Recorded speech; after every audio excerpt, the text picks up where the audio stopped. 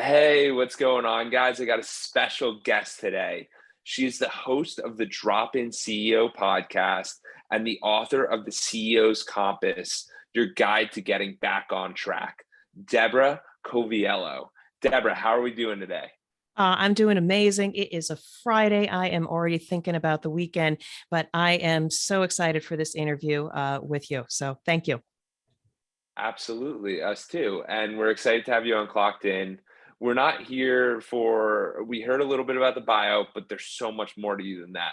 Where does your story start for yourself? Oh, what an amazing question. And I often wonder, do I start with the personal or do I start with the business? But because we chatted a bit before we got on, I'm going to start with the personal.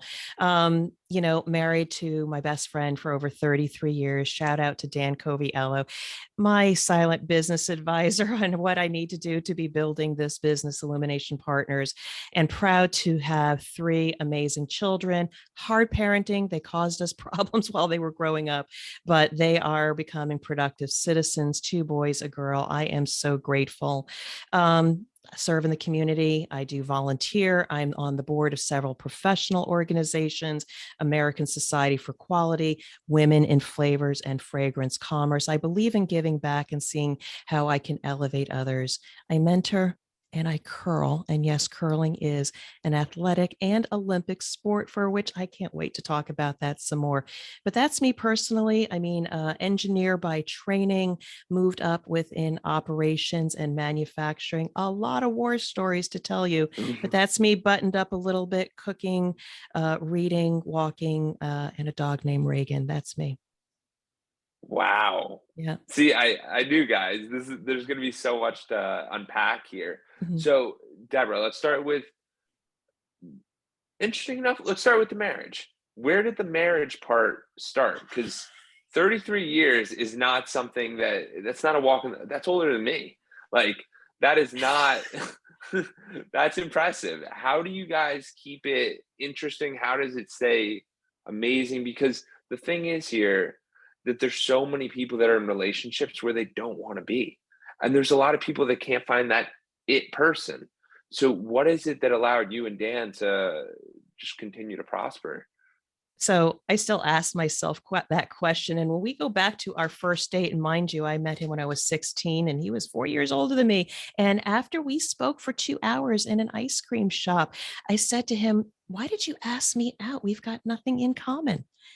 Because he was like racing cars. He was already out of high school, doing all kinds of things and working, and I'm still a student. Why'd you ask me out? But over time, we were friends first. And it was not love at first sight, but we were interesting to each other because we were so different. But at the core, over time, the values were the same. So our children know that when they say, dad says no, don't ask mom because mom is unified. We have the same values. And again, then our kids have the same values. And I'll have you know, they come back and say, Mom, you were right about that person because of the values we instilled. And now they have great critical thinking. So going back to it, friends first.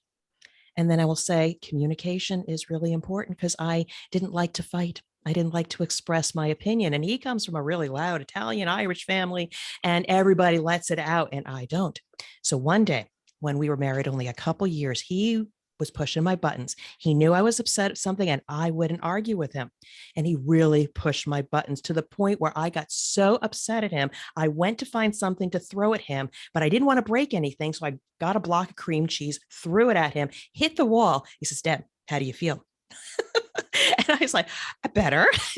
So what he did was he has just had my back. He has helped me to become better, express myself. Marriage is about communication.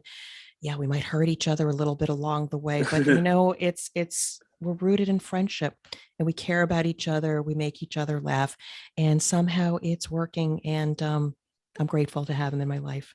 Yeah, That's beautiful. That's thank you. beautiful. I love the fact that you guys are able to push each other without it being so fragile that it's going to break.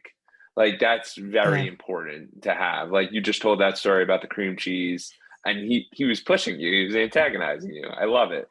Well, yeah, he's an instigator, and gosh darn it, my kids have that same characteristic. They like to push a little bit, but you know what? That is just how we grow as an individual. So knowing how to push boundaries, have courage to say or do certain things, while it might be annoying, and oh my God, stop doing that. You're just being a pain in the rear end.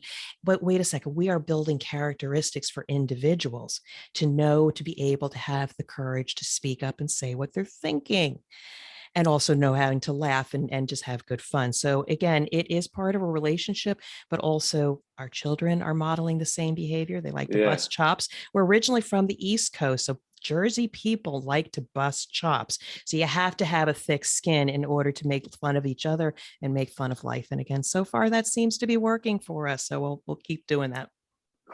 I love it. And you mentioned about values, similar values. What do you Yeah. think the top values are for your guys to have this relationship be so successful as it's been? Well, let's start. Thank you for that question from a place of if you violate my values, whoo, you never seen mom go through the roof. But really, I mean, I'm steady Eddie, nice and calm. You can hear from my voice. But if you lie to me, oh, that is so bad. Don't lie. Tell the truth. To our children, we'd rather know the truth than find out of it on television or somebody else. Tell the truth, because you'll get such a better result. We'll say, okay, well, let's just talk about that. What was wrong about that? Let's see if we can recover from that. Don't lie. So anyway, to be truthful, be consistent. Don't be two-faced. Don't show up one way, honey, dearie, and then be evil and not nice over here. I think consistency of our personality is really important, because that's all part of building trust, whether it's a one-on-one relationship or the community. Take time for dinner. Busy, crazy busy. Once you get into having a family or volunteer work, etc., it's sometimes hard to slow down. But at least 1 or 2 days a week, we always sat down for dinner, 6:30. Yes, we grilled everybody. How was your day? What's going on? I don't know if our children cherish it or avoided it, but it was that time we at least came together and communicate. Those are a couple, three. Um, Yeah, and that's then, awesome. yeah, there's three. I could go on. I mean, having the courage to speak up. I mean, this is a broad one. Have the courage to speak up, because for so many years I was either put down, or you shouldn't have said that, or whatever. And I didn't have a support system to say, well, what could I have done differently? So now when my children Yeah, act up or speak their mind, or even in corporate, have the courage to say what needs to be said. And if it needs to be modified, be an environment that we can coach you and evolve you on how best to position something in order to get a different result. So speak up. yeah. You need to be I heard. love that. Yeah. I love that. And it's everyone's always looking for everyone else's opinions, and it's really the ones we have in ourselves that are the most important. So this whole speak up notion, where did that come from for you? Is that from when you were in corporate America? Is that from when you were like, what was that for you? So I love to share bits and pieces of this story, but again, there is a life lesson in here for people to, you have a voice. Hopefully, I mean, hopefully you can speak, or through however mode that you can communicate, even if you have any disabilities, your voice, your expressiveness needs to be heard, because society, I'll talk to you in school. Again, I used to talk up. I wanted to say what was on my mind. I wanted to answer the questions. And while I was a delight and a bright person, education would say, keep quiet, you're disruptive. And then my child, my middle son, he would get up and walk across the room to communicate with somebody. He would be sent to the principal's office because he got up and was disruptive. All he wanted to do was express and communicate with somebody. Society squelches that. I was in corporate once, so we were in a heated discussion with a group of people. I just said what came to mind, and it was disruptive. You shouldn't have said that. But then they never told me, well, Deb, if this is what you were feeling, this might have been a different way to position it. Oh my God, no support system. I have always been expressive, as you can see here right now. I Yeah, always have something to say. People need to have the courage to continue to say what they need to, and try to find places, an environment that welcomes your thought or evolve your thought, and don't be discouraged. You can always come forward again. And that's how I coach and mentor other people, because sometimes you're talented, you're smart, Jordan, you're smart, but sometimes did you say something and you got this like funny look on your face, or you shouldn't have said that, or people disagreed with you. I don't know you at that well, but then some people shrink and they lose their confidence. And I love working with people to say, okay, there are different ways to get a different result if you're not in an environment that respects your thinking and what you have to say. So I would say, is over the years, I've always wanted to speak up and always in search of the places, and just having an opportunity to speak to you and your audience. I am overwhelmed with joy because I get to say what's on my mind and hopefully it resonates with you. So always been expressive, but to people out there, have the courage. If you got something to say, keep saying it, because there's somebody out there that really cares about what you have to say. Absolutely, Yeah. absolutely. I could not agree more because Thank you. when we're silenced, you're not taking up space, you're not holding people back, you're actually not helping them, which is what people need to understand because there is a bigger impact here. So for you, when you were going through high school and graduating, what were your dreams at that time? Generationally, I'll have to say at that time, the path forward was you get a good education, you get a good job so you can make money and move up the corporate ladder, which is typically the glide path. And you know what? That wasn't so bad for me. I did just that. I moved into an engineering role. I worked in many different industries and operations. I was recognized for the good work, moving from simply an individual contributor as a quality engineer ultimately to being a vice president of quality and also at times operational excellence because I got the results. So I did what was expected of me. And you know what? It was a great ride, a really great ride. Made good money. I learned a lot. I traveled the world. I got chances to try out new things and work out, met some great people. Some of my first consulting clients came out of past relationships I had. So it was great. But in the last couple of years, I felt different. I was not getting fulfilled. I was doing things that maybe were met with resistance. I was just going through the motions and getting the results, but it didn't feel complete. So I'll pause there. So it was great, but there comes a point somewhere in your career. It could be early, could be later. My children are finding it earlier in their life. They're meant to do something different. So even though I'm a little bit older right now, though I'm still 32 at heart, I have a whole lifetime of things I want to do differently than what I did before. I love that. And Yeah. for you, what gave you the awareness to realize that there's more out there? Because there's so many people, like corporate America is a majority of Right. people working. So when people have that experience, they just think, oh, the next thing's the promotion. It's not even, I can look at another company, go somewhere else. It's just like, what's the next level? What's the next level? So where did you have the awareness to go, okay, maybe I can step away and go about this a completely different way and kind of find what makes me feel fulfilled? So great question. And there's a couple things that came together at the same time. I will tell you, and every leader has this. I was having some great challenges at work. I mean, I was being tested for my leadership skills. There were quality issues in different parts of the business, lots of pressure to continue to get results, even though there were some different issues. And I remember coming home and speaking to my friend, my husband, saying, something's got to change.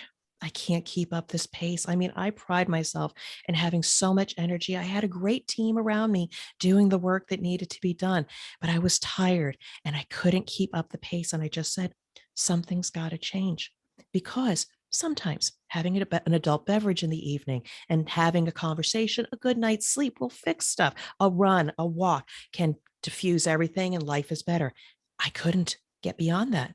I was continually feeling stressed and couldn't calm down. I wasn't whole. And I know you and I talked about that. Yeah. Something's got to change. And I continued. And then there was a point where the business said, we need to change. And so I left the business. I was given a package to leave. And I'll say that the best thing that ever happened to me, and I respect this, they probably needed a different leader than I.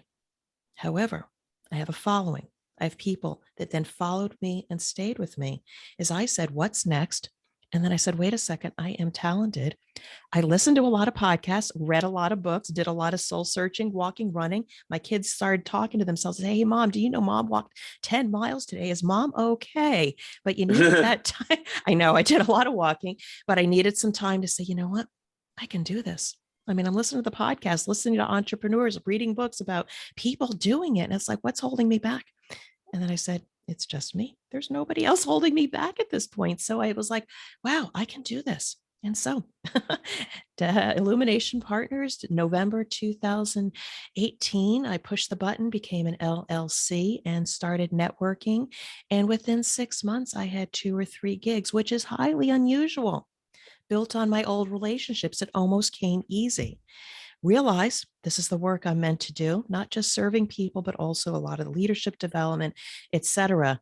And then I'm growing, and then I'm learning. And then I said, I want to speak. I started my own podcast. I was tired of chasing people to have speaking opportunities. I just all of a sudden blew up. I just blew up, and who I was and was meant to be just started flourishing to here we are today. Talk about amazing. Over 3 years, you and I are talking today. 3 years ago, I'm in corporate sweating it. Amazing how things happen, but I am so grateful for where I'm at now. I love it. I can Yeah, hear it in your voice. This is thank you. absolutely beautiful. I appreciate that. It's No, incredible to hear. And I want to take a moment to make everyone realize what you just said right there. I was chasing after people for speaking engagements. And then I said, no more. I start my own speaking engagement. I stand up and people will listen. If they don't, cool. If they do, cooler. It doesn't matter because it's about me improving my skills. And that is one of the best things about the podcast. And I've talked about this numerous times on different episodes that the ability to have the podcast is not about the listeners. It's there's an element of that, but there's also an element of we get to have this incredible conversation. We get to build a connection.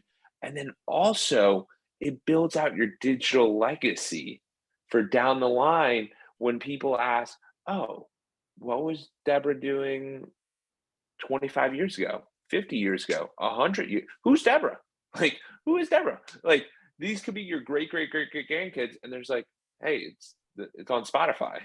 It's on Apple Music. Check it out. It's yeah, incredible.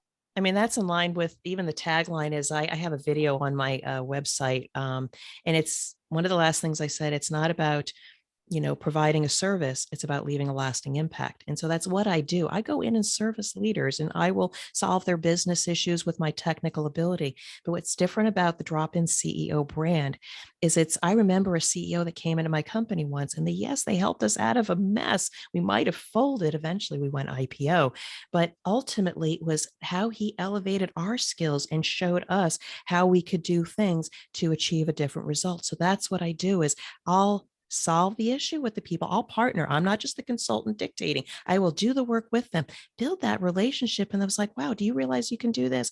I give them confidence. I show them different ways of doing things. People are better because of us working together in a business. That's the difference. That's the beautiful work I get to do. And then they become fans of the podcast. But it's all about leaving that legacy. And again, I also, I used to think it was my children that, what, my purpose in life was to raise amazing children because they're going to change history. And then I had a mindset shift. So wait a second, I still have time. I have the ability to connect with different people and connect with humanity. And that's what I'm meant to do. I love it. That it's just so beautiful, and it's amazing to see how vibrant you are speaking about it as well. And the other thing is that outside perspective that you provide, because when you're in the nuts and bolts, like in what you're doing with Aluminum Partners, you're in it all the time. Not you, but the CEOs themselves are in the business all the time. So to give that outside perspective, beyond valuable. I appreciate that. And if I could just add on to that, one of the different perspectives I provide, and this is really the crux of the CEO's compass, your guide to get back on track, is as leaders, we are conditioned. We've got to get a result. There is EBITDA, there is our, profitability, there is top line growth. We have all of these numbers. We have to get a result. Stakeholders, shareholders judge us because of the results we get. And then leaders have success. And when they don't, they change the leaders, they reorg, etc. The thing that people don't realize is we should not be chasing results, but we should be seeking peace of mind, which is a difference. Watching our children achieve great results and being productive citizens is really peace of mind for myself as a parent. If they didn't get an A on a report card, that is just a result. But look at all the people out there that got A's on the report card. And yes, we celebrate people that do well in education, but sometimes they're not happy.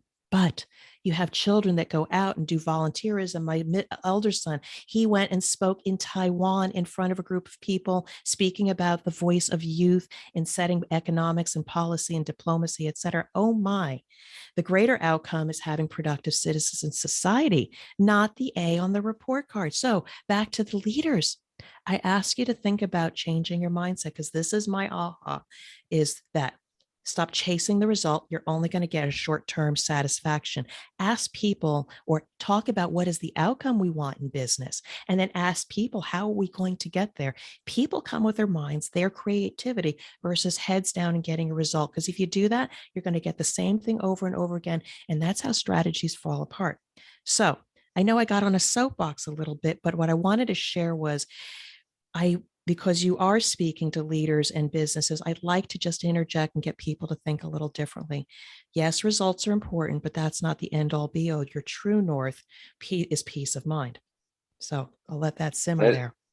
that's fascinating. It Yeah. really is fascinating, because I was actually reading Think Like a Monk by Jay Shetty Mm, yesterday. I hmm. just opened the book, and it talks about that same concept of people are always chasing material items. People are always looking to do these things, but no, the monks are the happiest because they have the peace of mind. They might not have anything, but they sit there and they can meditate for hours on end.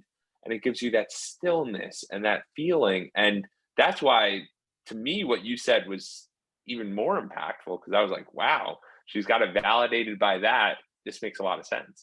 It is. And I'll just add something, because this, again, I'm still evolving. We should always be evolving as leaders. I used to journal a little bit and do that gratitude journal. And yes, we should be grateful. So that does come with that stillness or walking. And again, I just advocate for leaders, if you're just in the grind and going, whether you're still in a corporate role, and that's amazing too, or on your own as a business owner, you got to pause and reflect. You got to stop sometimes. I too am a victim of go, go, go. And my husband, again, bless my husband, says, Deb, you realize you've worked for 13 days straight, even in my own business. I was like, oh, he was right. I have to slow down a little bit. But more importantly, again, and you probably read this in books, is start writing down what's going well. Because you can have a pity party. I've had a bunch of them. Start writing down what's going well. Because if you put your focus on what's going well in life, those little moments of pity kind of, okay, you're gone. This is what's going right. And that's what kind of pulls you in the direction you're going, whether it's creating a podcast, building your own business, or your career. What's going right? I will, that's incredible, because it even relates to me further. Um, 3 days ago, I wrote down this list of 10 goals that I wanted Hmm. by the end of the year. So they were Right. 3 month goals. Hmm. And then what I did was, I'm like, wow, that's cool. You'll look at them. I've done that before, but like, how are you going to push the envelope forward? Hmm. So what I did was I basically made an Excel sheet, and it's my accountability Excel sheet. And each day I write down, so like one of the goals is to have, like, a very simple goal, but from now to the end of the year, it's to have one podcast published a week. It's not a it's not a hard goal. But you got to have the meeting set up, you got to have the thing set up. So each day I write down what worked towards that podcast. So like today I have this podcast help towards that goal. But you write it down at the end of the day, and like you were saying, it gives you that feel good moment, and you don't get stuck in, that person said no to me, that person told me to kick rocks, you don't get stuck in these rejections and fears, because you know you're pushing forward. So yeah. I just want to validate that. I actually got off track for the last couple months not doing that, but because we are who we are and we want to do a lot of different things, you do need that accountability. And I would do that daily, weekly, monthly. And had I not done that, I might not have been on the podcast. I might not have had some speaking events. The book never would have gotten written. So, So tell us yeah. about the book. What's going on Okay. with the book? When was this released? What's the purpose of the book? Who should be reading it? Tell us what's going on with the book. So, released in August of 2021. I know we don't like to date these, but hey, let's celebrate. It got written, it got out there. I'm now speaking about it, guesting on it. But really, the book is all of my experience to give leaders a framework when they're off track. You can read, I mean, tractions on my bookshelf right now. What are the approaches to scale businesses, or what should you do? Here's how to write a vision statement, a purpose statement, all of that. There are so many great leadership books that tell you what to do. But there are very few books that combine personal development, like you as a leader need to take some time to evaluate who you are and do you know how to ask really hard questions of yourself. And then I combine it with my best how to get you back on track. And what I found over time was True North became the northernmost compass point.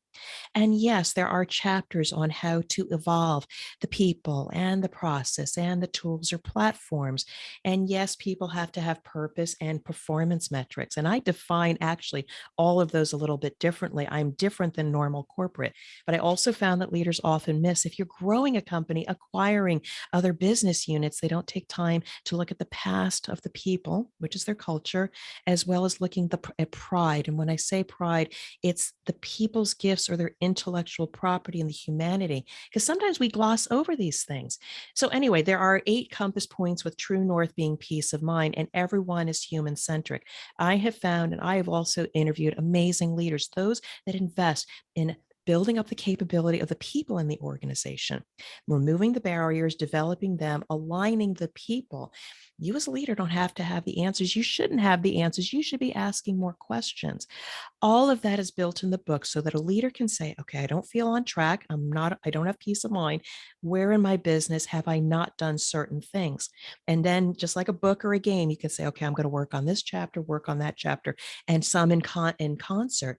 And ultimately, you start feeling the ship get back to, I can breathe now. And that's peace of mind. The book had to get written to capture my experience, because I didn't have a playbook, I didn't have a compass, and now I'm handing the compass off to leaders that are talented and feel off track and need to get back to peace of mind. That's why I wrote the book.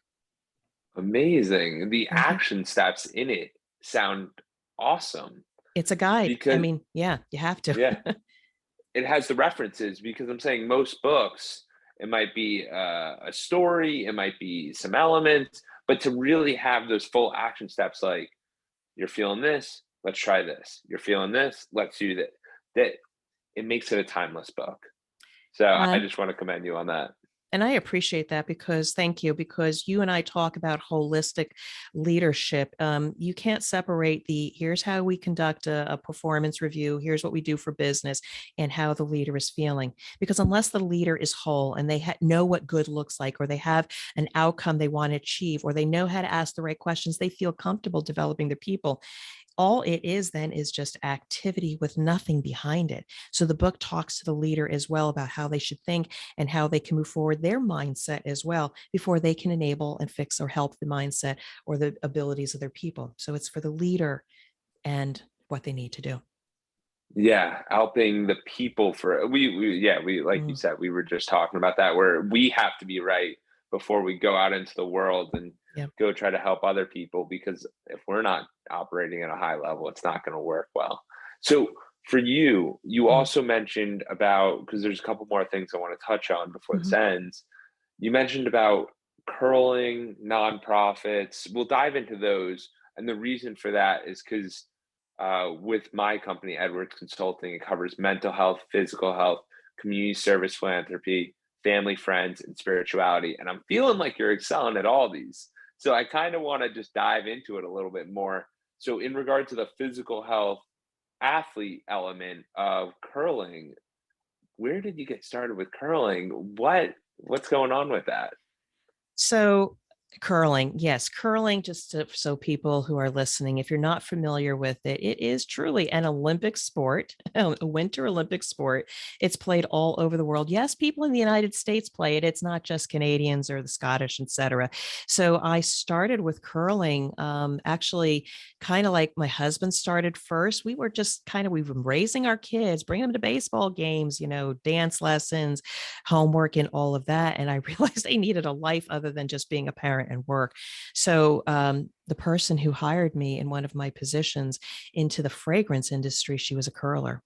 And so one evening we got friendly with them outside of work. They says, we'd like you to try curling. And I said, no, I'm still getting my eldest son, just getting his applications into college. But a year later, I tried it and oh my, did it hurt. And I fell and it was exercising muscles I'd never done. Talk about getting down into a hack and then lunging forward. If you don't like lunges, you better get to like these things.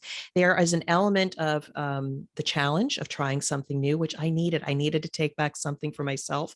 There is the physical being of one having to be very flexible in order to deliver a stone. You don't have to be super strong, but then the high intensity aerobics of sweeping the stone because it micro melts the ice so that the stone glides longer. It is heavy aerobics for which then as you walk back, you have to recover. So you do get a physical workout, 2 hours, you play a game.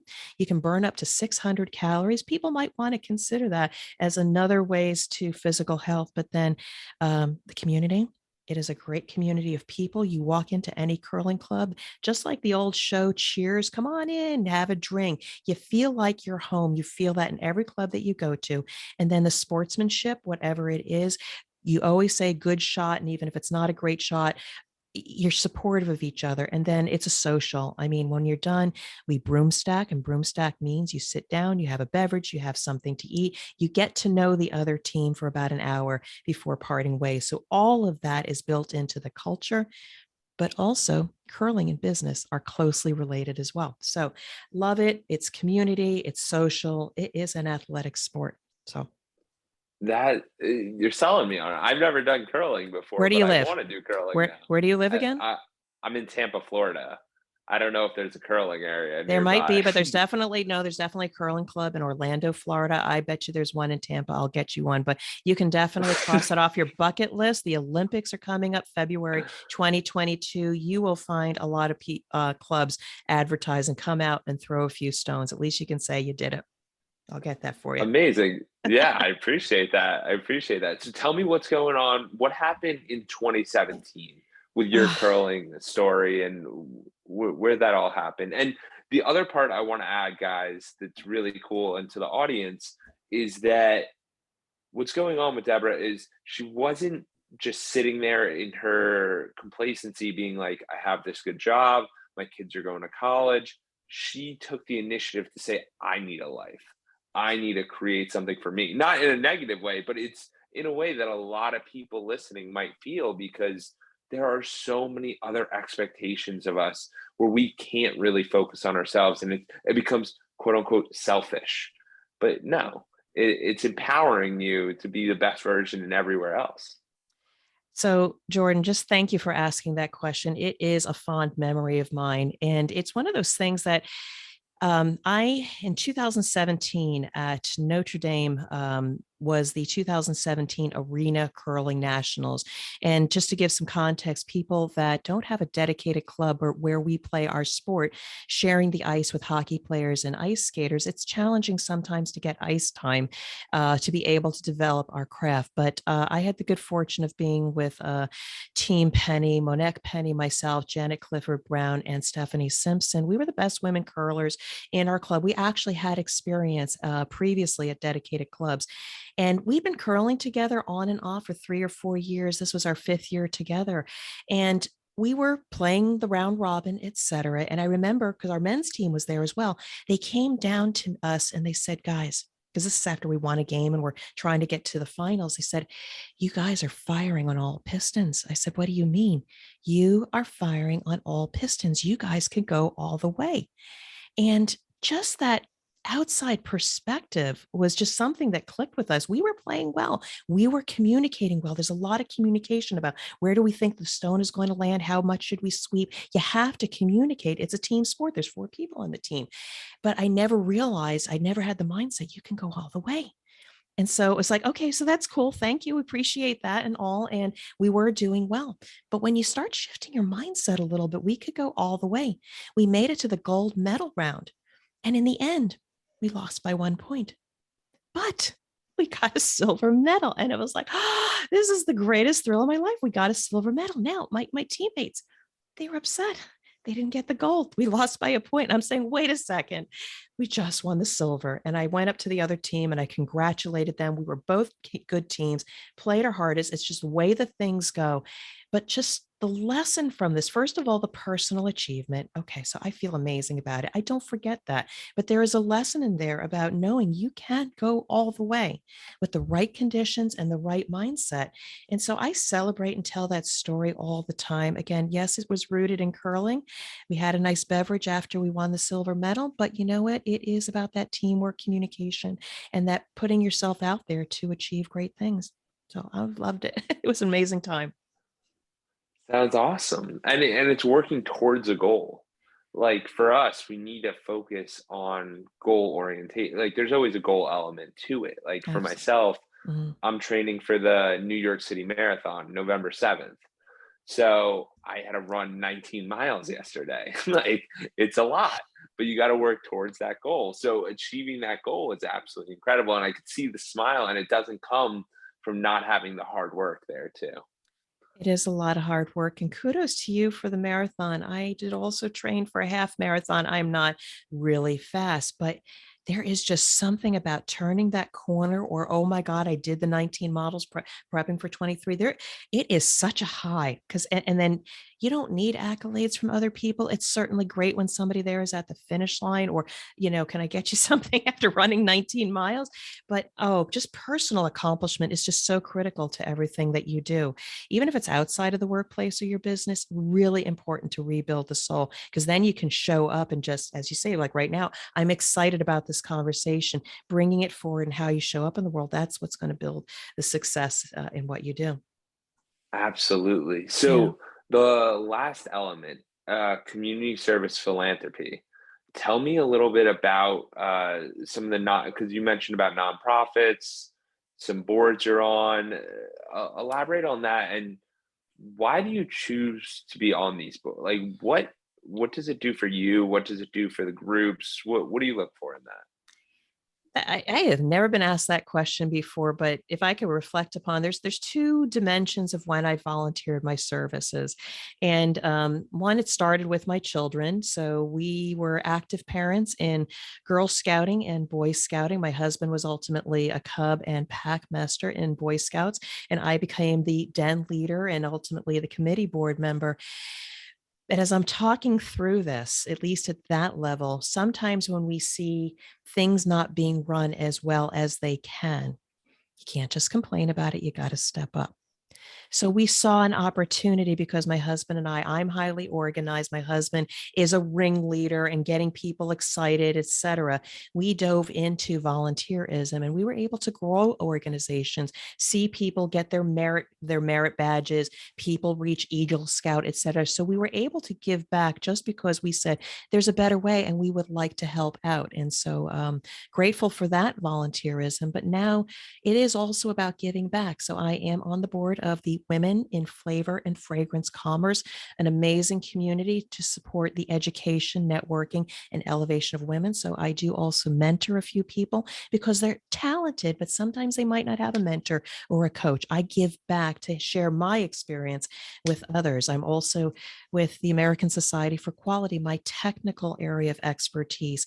And in there, not only I participate on the board, I set up the educational programs, and I also mentor other professionals. So it's a matter of I have now some experience and organization skills. There's that thrill of being able to help the next generation person.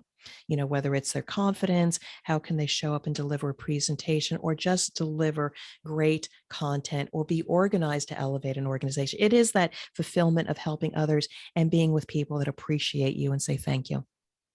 Yeah, I think that's spot on. The major point of you brought up two major points there. Mm, It's not complaining without a solution, yes. providing the solution, and then Mhm. the second one is helping those who are eager to be helped.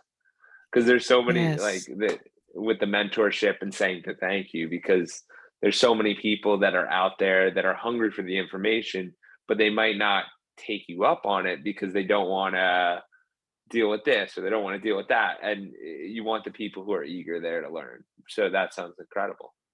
Yeah, that you just brought up a really good point is because sometimes we put out information, we train people. People didn't come to my seminar, they didn't say anything about the talk. Don't take it too personally. Yes, there's always an opportunity to improve how you show up, but sometimes you're not with the people that value what you do. And I've learned that lately.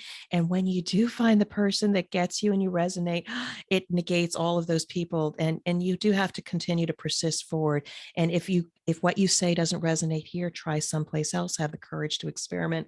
You will find people, and I potentially have a client that really loves the book and wants to engage with me. So keep going. I Yeah, it's spot on because there's so many people. You got to land them on the right day, at the right time, at the right Yeah. message where Yeah. they're receptive to listening, Yeah. and it's really setting people up for that. So I appreciate you bringing up that it can be difficult at times, and it does take time, and it does take growth. Yeah, But I absolutely. just so you know, really appreciate these questions. And again, you know, during this interview here, just asking, yes, what's my story? What are my thought leadership? But, you know, it's also important, I think, just in these relationships, just ask those different kind of questions, dig deeper into who that person is.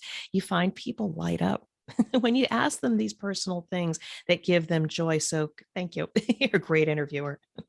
Oh, thank you. I appreciate that. And I appreciate you coming on here and sharing with us and hearing the story. Because if we don't do this, like, so this could be an example for the audience.